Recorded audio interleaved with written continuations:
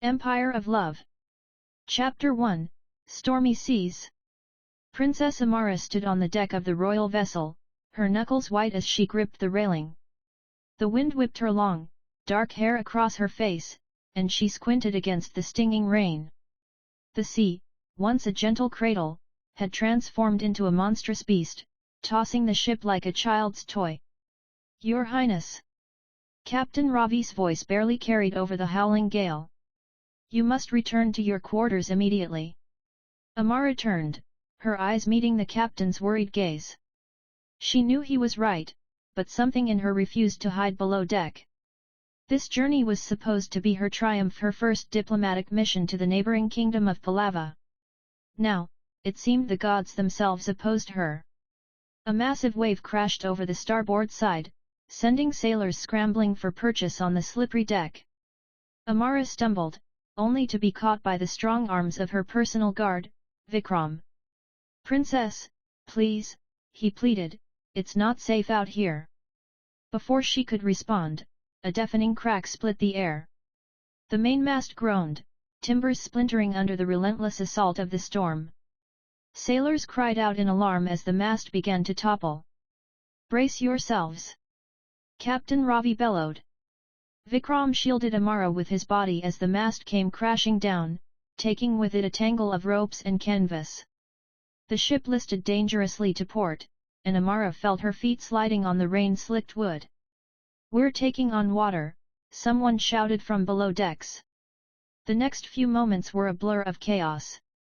Crew members rushed to lower the lifeboats, their faces edged with desperation. Amara found herself being ushered towards one of the small crafts, Vikram's firm hand on her back. A monstrous wave rose before them, blocking out the stormy sky. Amara's eyes widened in terror as she realized their fate. The wave struck with the force of a battering ram, sweeping across the deck and tearing the lifeboat from its davits. Amara was airborne for a heartbeat, and then the icy embrace of the sea enveloped her. She flailed, struggling against the weight of her sodden garments. The surface seemed impossibly far away, and her lungs burned for air. As consciousness began to fade, Amara's last thoughts were of home, the sun-drenched palaces of her childhood, the warm embrace of her mother, the proud smile of her father. The sea pulled her deeper, and darkness closed in. In that moment, as the tempest raged on, Princess Amara of Pallava vanished beneath the waves, leaving behind a shattered ship and the first seeds of a conflict that would shake two kingdoms to their very foundations. Chapter 2, The Rescue. The dawn broke over a deceptively calm sea, the previous night's tempest leaving no trace but for the scattered debris floating on the gentle swells. Lieutenant Arjun of the Chola Navy stood at the bow of his patrol ship, his keen eyes scanning the horizon. The reports of a foreign vessel lost in the storm had reached them, and it was his duty to search for survivors. "Sir," a young sailor called out. "There's something in the water, off the starboard side." Arjun's gaze snapped to where the sailor pointed. Among the driftwood and tattered sails, he caught a glimpse of something that didn't belong, a flash of rich fabric and pale skin. "Man overboard!" Arjun shouted, already moving. "Bring us about!" The crew sprang into action, maneuvering the ship closer to the floating figure. Arjun shed his outer garments, preparing to dive in if necessary. As they drew near, he could make out the form of a woman, her elaborate though waterlogged attire suggesting someone of high status. "Lower the nets," he commanded, and within moments, his men had the unconscious woman safely aboard. Arjun knelt beside her still form, brushing wet strands of hair from her face. Her skin was pale and cold to the touch, lips tinged with blue. For a heartbeat, he feared they were too late. "Breathe," he murmured, beginning chest compressions. "Come on, breathe." Suddenly, the woman convulsed, coughing up seawater. Arjun quickly turned her onto her side, supporting her as she gasped and sputtered. When the coughing subsided, she collapsed back, her eyes fluttering open for just a moment. Arjun caught a glimpse of deep, dark eyes before they closed again, the woman slipping back into unconsciousness. "Get her below deck," Arjun ordered.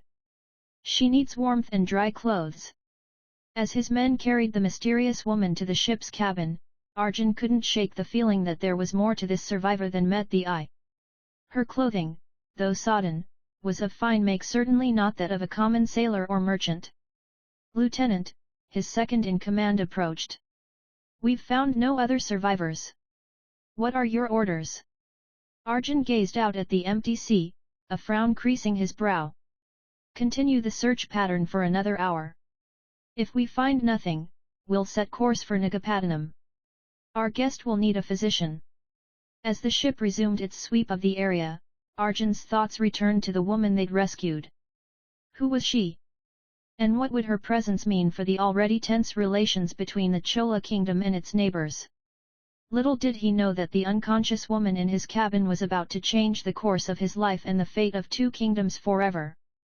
Chapter 3, Awakening. Amara's consciousness returned slowly, like the gradual lifting of a heavy fog. The first thing she became aware of was the gentle rocking motion beneath her. For a moment, she thought she was still adrift at sea, but the softness beneath her body told a different story.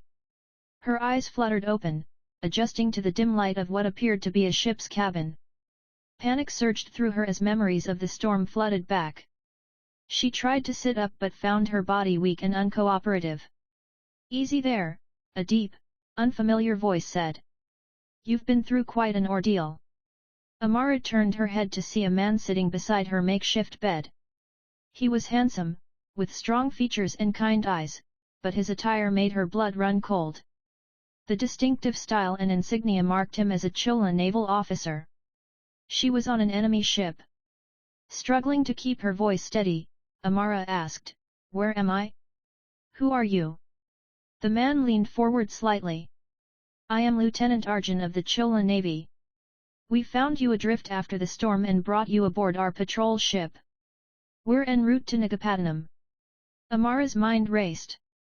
If they discovered her true identity, she could become a valuable political hostage or worse. She needed to conceal who she really was. "Thank you for saving me," she said carefully. "My name is Kavya. I was a passenger on a merchant vessel." Arjun's eyebrow raised slightly, and Amara feared he might see through her lie. But he simply nodded. "Well, Kavya, you're safe now. Can you tell me anything about your ship or the other passengers?"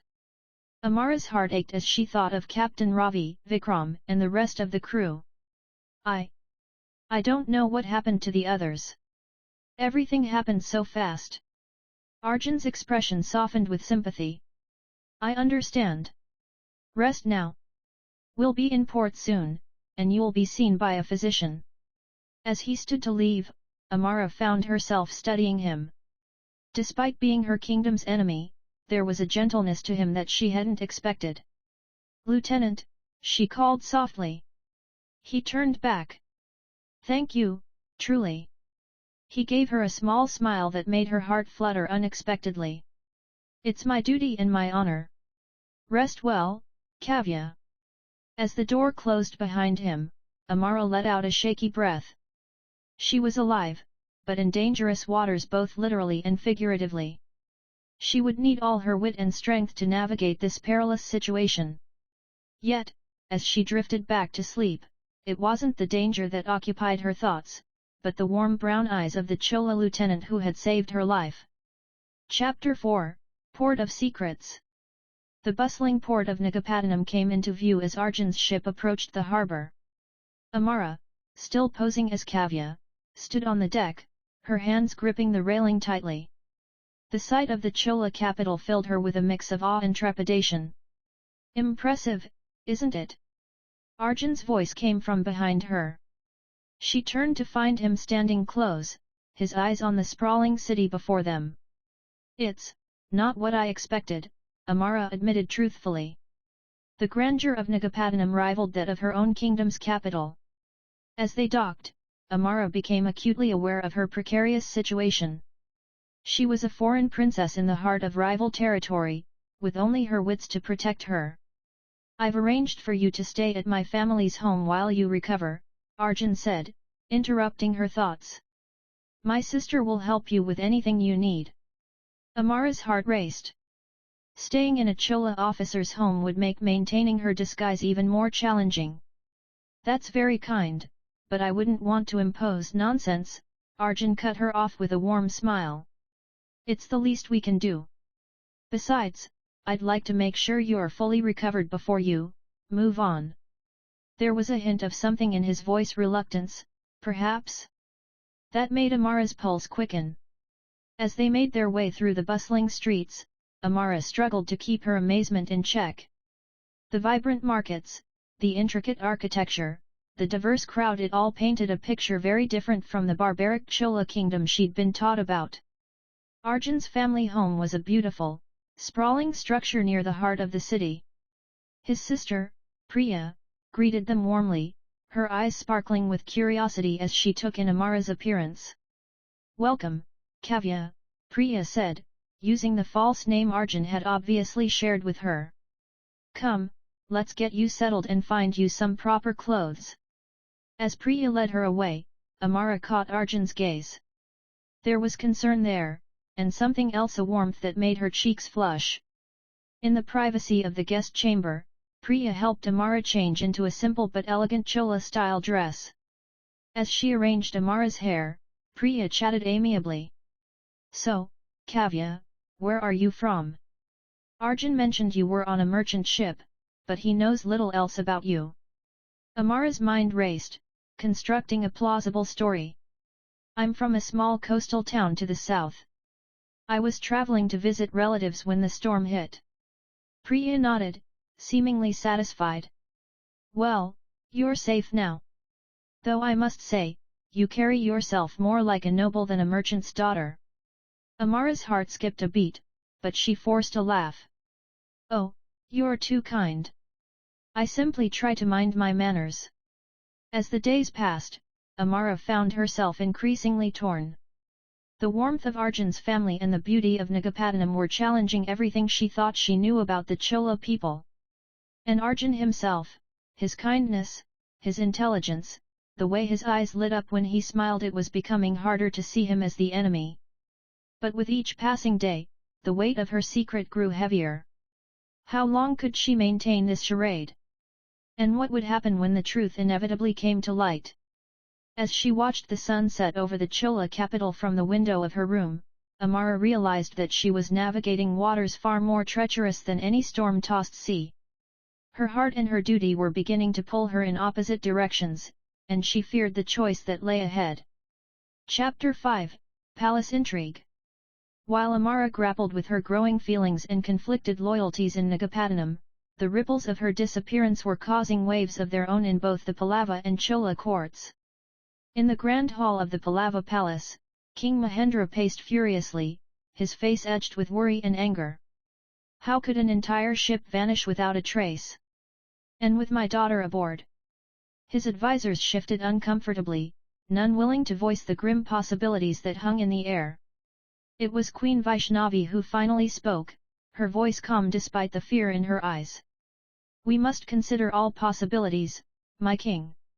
Including that the Cholas may be involved." The suggestion sent a ripple of murmurs through the assembled courtiers.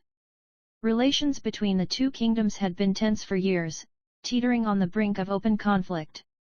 "If they have taken her," the king growled, his hand instinctively moving to the hilt of his sword, "it will mean war." Meanwhile, in the Chola royal court, whispers of a different nature were circulating. King Rajaraja Chola I sat on his throne, listening intently as his spymaster delivered his report. "Your Majesty, our sources confirm that the Pallava princess is indeed missing. Their entire coast is in upheaval searching for her." The king's eyes narrowed thoughtfully. "And they suspect our involvement?" "It seems likely, sire. There are already murmurs of military preparations in Pallava territory." Rajaraja stroked his beard, his mind working through the implications. "This could be the opportunity we've been waiting for. If we could find the princess first." "My king," a voice interrupted. It was Arjun's father, Admiral Vikram, stepping forward. My son's patrol ship reported rescuing a young woman from the sea several days ago. She claimed to be a merchant's daughter, but given this news..." The king leaned forward, suddenly alert. "Where is this woman now?" "Recovering in my family's home, your majesty. My son brought her there to convalesce." A slow smile spread across Rajaraja's face. Well, well. It seems the gods favor us. Admiral, I want you to investigate this woman discreetly. If she is indeed the Pallava princess, we may have just gained a powerful bargaining chip." As the court buzzed with this new development, back in Nagapattinam, Arjun found himself standing outside Amara's room, his hand poised to knock. He hesitated, aware of the growing feelings he harbored for the mysterious woman he had rescued. Just as he was about to announce his presence, he heard Amara's voice from within, soft and filled with an emotion he couldn't quite place. "Oh, father, mother, what am I to do?" Arjun's hand fell to his side, his brow furrowing in confusion. There was something in her tone, a refinement, an anguish that didn't fit with the story of a simple merchant's daughter. For the first time, doubt crept into his mind about who Kavya really was. As he turned away, conflicted, Arjun was unaware that he stood at the precipice of a discovery that would change everything for himself, for Amara, and for the future of their two kingdoms. Chapter 6, Forbidden Feelings.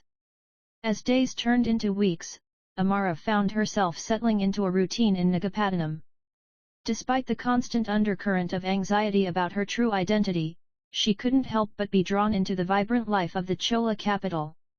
Arjun had taken it upon himself to be her guide, showing her the wonders of his homeland. Today, they strolled through the bustling market, the air thick with the scent of spices and the sound of haggling merchants.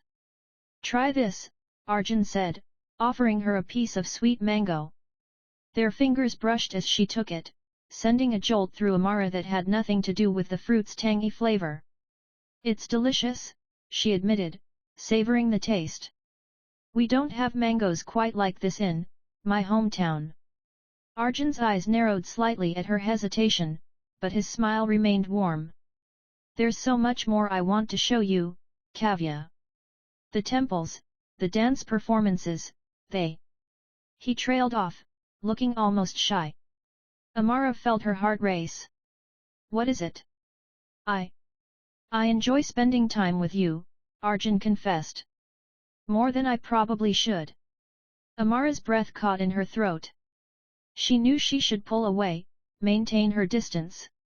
Instead, she found herself saying, "I feel the same way." The moment hung between them, fraught with unspoken truths and growing desire. It was Arjun who finally broke the spell, clearing his throat. "Come, there's a temple nearby I'd like you to see." As they walked, Amara's mind whirled. She was falling for Arjun, there was no denying it. But how could she reconcile these feelings with her duty to her kingdom? With each passing day, the weight of her deception grew heavier. The temple was a marvel of architecture, its towering gopuram reaching towards the heavens. As they entered the cool interior, Amara gasped at the intricate carvings and vibrant frescoes depicting ancient legends. "It's beautiful," she whispered, her eyes wide with wonder. Arjun watched her, his expression soft. "Yes, it is." Amara turned, realizing he wasn't looking at the temple at all, but at her. Their eyes met, and for a moment, the world seemed to fall away. Slowly, almost imperceptibly, they leaned towards each other. Amara's heart pounded in her ears as Arjun's hand gently cupped her cheek. Their lips were mere inches apart when a loud crash from outside the temple startled them apart.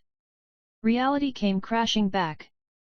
Amara stepped away, her cheeks flushed with a mixture of desire and shame. I should go. Thank you for showing me the temple." She hurried out, leaving a confused and conflicted Arjun behind.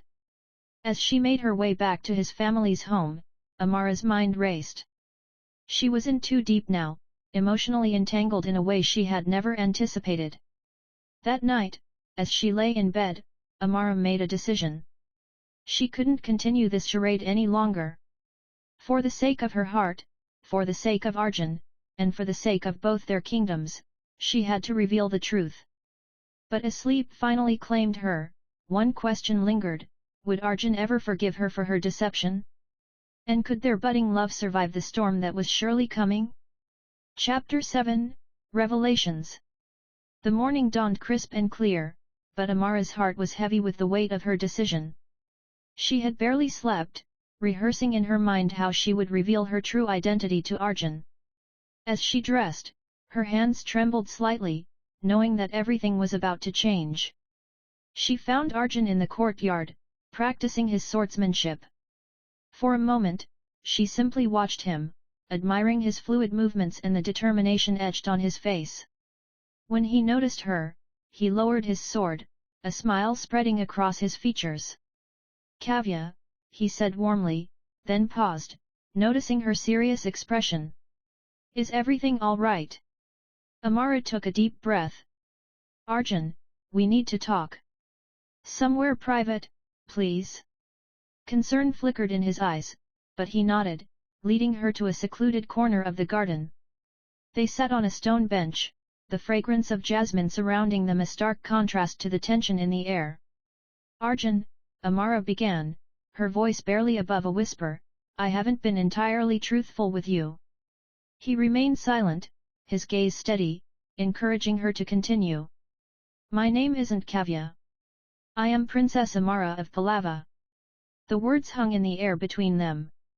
Arjun's eyes widened in shock, then narrowed in confusion and hurt. "What? But, why? Why would you lie?" Amara's eyes filled with tears. "I was afraid.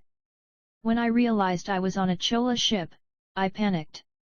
I thought if you knew who I really was, I might be held for ransom or used as a political pawn." Arjun stood abruptly, pacing in front of her. "Do you really think so little of us? Of me?" "No!"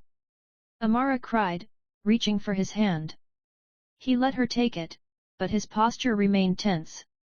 "That's why I'm telling you now. I've come to see the Chola kingdom, your people, you, so differently from what I was taught." Arjun's face was a storm of emotions: betrayal, anger, and something else, something softer that gave Amara a glimmer of hope. "I don't know what to think," he said finally. "You're the missing Pallava princess. Do you realize what this means? The political implications?" Amara nodded solemnly. "I do. That's why we need to act quickly. I should return to my kingdom before she was cut off by the sound of approaching footsteps." They turned to see Arjun's father, Admiral Vikram, striding towards them, flanked by royal guards. "Son," the admiral said, his voice grave, "the king has ordered the arrest of the Pallava princess." Arjun stepped in front of Amara protectively. "Father, what is this about?" "We've known for days who she really is," Admiral Vikram replied. "The king sees her as a valuable political asset." "I'm sorry, but I have my orders." As the guards moved forward, Arjun made a split-second decision. He drew his sword, positioning himself between Amara and the approaching men. "Arjun, don't!" Amara pleaded, not wanting him to jeopardize his position or his relationship with his father. But Arjun's resolve was clear in his voice as he addressed his father. "I can't let you do this. It isn't right." Admiral Vikram's expression hardened. "Don't be a fool, son. This is bigger than you or her. This is about our kingdom." As tension mounted in the garden, Amara realized that her revelation had set in motion events that would change not just her life, but the fate of both their kingdoms. The choice Arjun made in this moment would define everything that came after. With hearts pounding and the future hanging in the balance, they braced themselves for what was to come. Chapter 8, Betrayal and Flight. The garden, once peaceful, had become a powder keg of tension. Arjun stood firm, his sword glinting in the morning sun, as he faced down his father and the royal guards. "Stand down, son," Admiral Vikram commanded, his voice tight with frustration. "Don't throw away your career, your future, for this deception." Arjun's grip on his sword tightened. Father, I can't. What we're doing is wrong. She came to us in need, and we would make her a prisoner. As father and son locked eyes in a battle of wills, Amara's mind raced.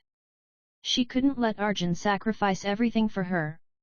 With a deep breath, she stepped forward. I'll go willingly, she announced, her voice steady despite her fear. There's no need for violence. But as she moved towards the guards, Arjun's hand caught her wrist. She turned to him, surprised, and saw the determination in his eyes. No, he said softly, then louder to the others, no, I won't let this happen. In a flurry of movement, Arjun swept Amara behind him and engaged the guards. His sword flashed, not to harm but to create chaos and confusion. Taking advantage of the moment, he grabbed Amara's hand. Run, he shouted, and they fled. They raced through the gardens, the shouts of the guards echoing behind them. Arjun led them through a hidden gate and into the crowded streets of Nagapattinam. We need to get to the docks, Arjun panted as they weaved through the bustling market. I have a friend with a small fishing boat.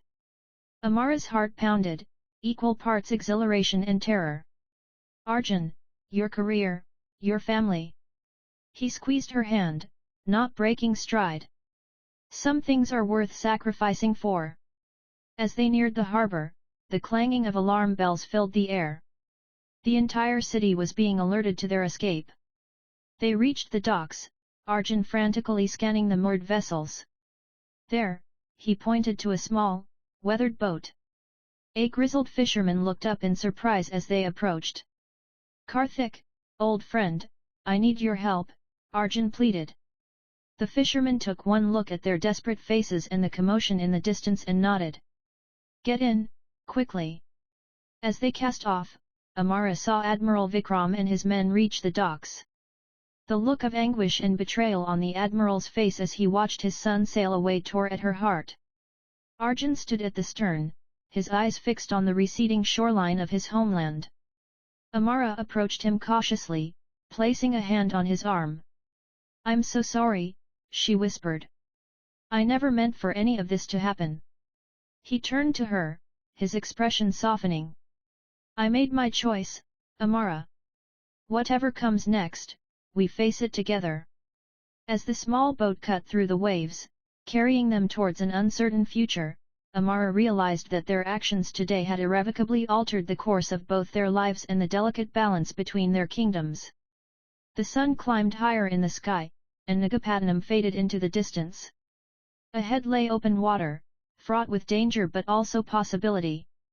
Amara and Arjun had chosen love over duty, and now they would have to face the consequences of that choice.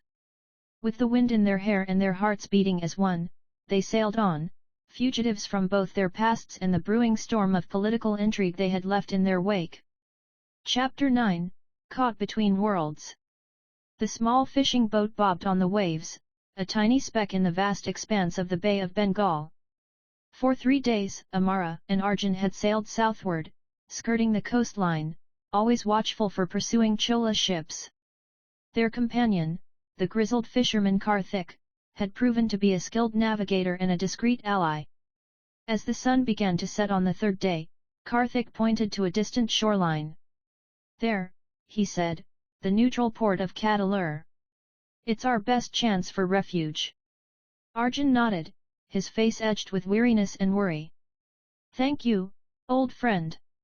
We owe you a debt we can never repay. As they approached the harbour, Amara felt a mix of relief and apprehension.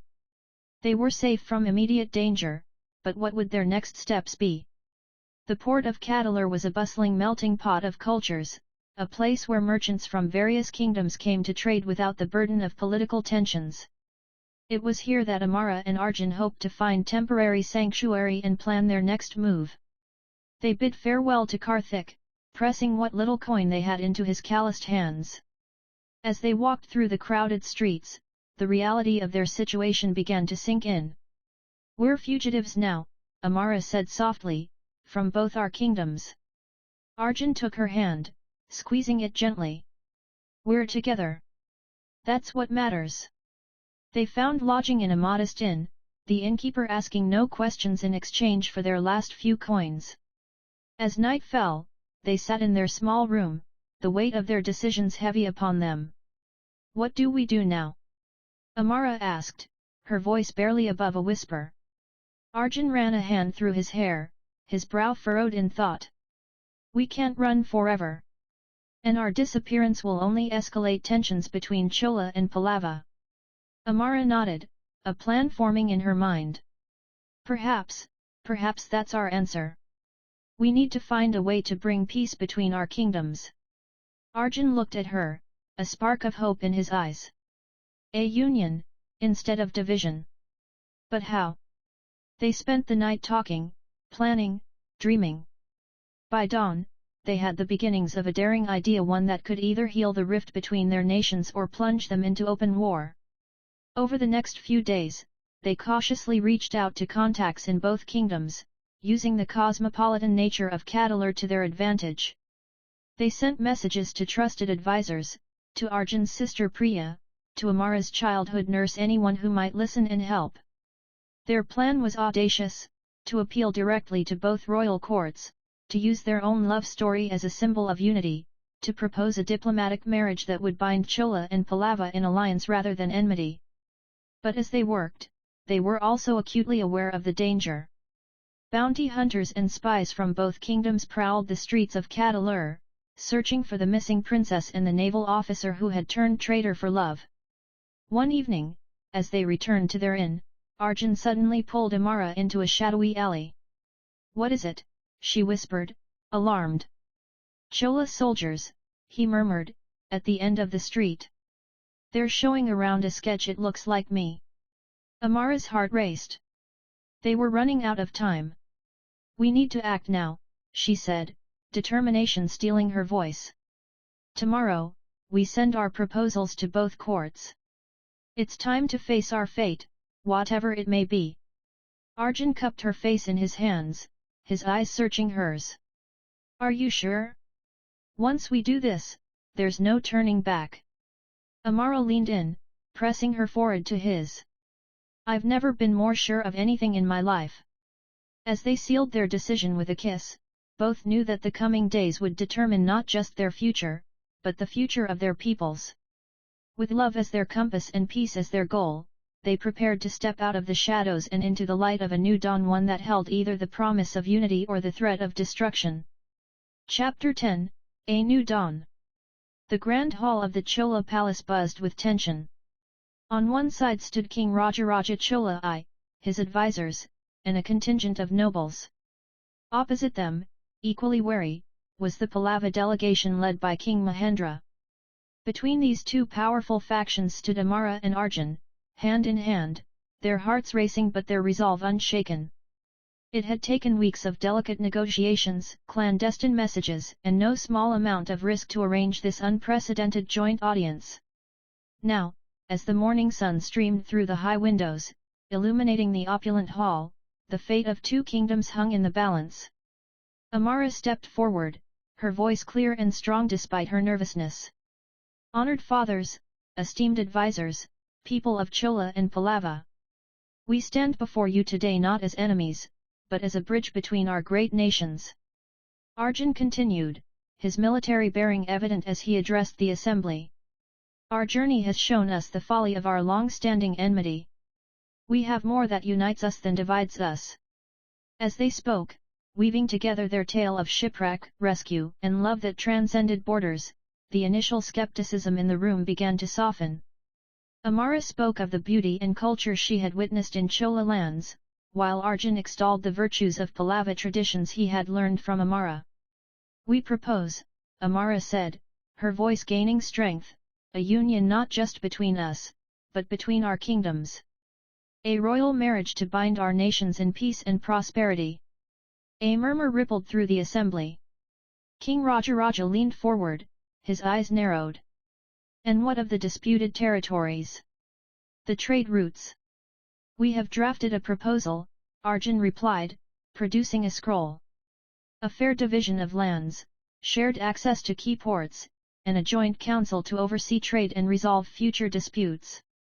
As the document was passed among the advisors, King Mahendra spoke up, his voice gruff with emotion. Daughter, you would give up your claim to the Pallava throne for this Chola officer? Amara met her father's gaze steadily. I would give it up for peace, father. For a future where our people no longer live in fear of war. Hours passed as the proposal was debated, dissected, and revised. Tempers flared and old grievances were aired, but through it all, Amara and Arjun stood firm, a living symbol of what could be achieved through understanding and love. As the sun began to set, casting long shadows across the hall, a hush fell over the assembly. King Rajaraja and King Mahendra exchanged a long look, years of hostility giving way to a grudging respect. Finally, King Rajaraja spoke. We find your proposal acceptable. Let it be known that from this day forward, Chola and Pallava shall be allies, bound by the union of Princess Amara and Lieutenant Arjun. A cheer erupted from the gathered courtiers, the tension of the day breaking in a wave of relief and joy. Amara turned to Arjun, tears of happiness shining in her eyes. He pulled her close, their lips meeting in a kiss that sealed not just their love, but a new era of peace.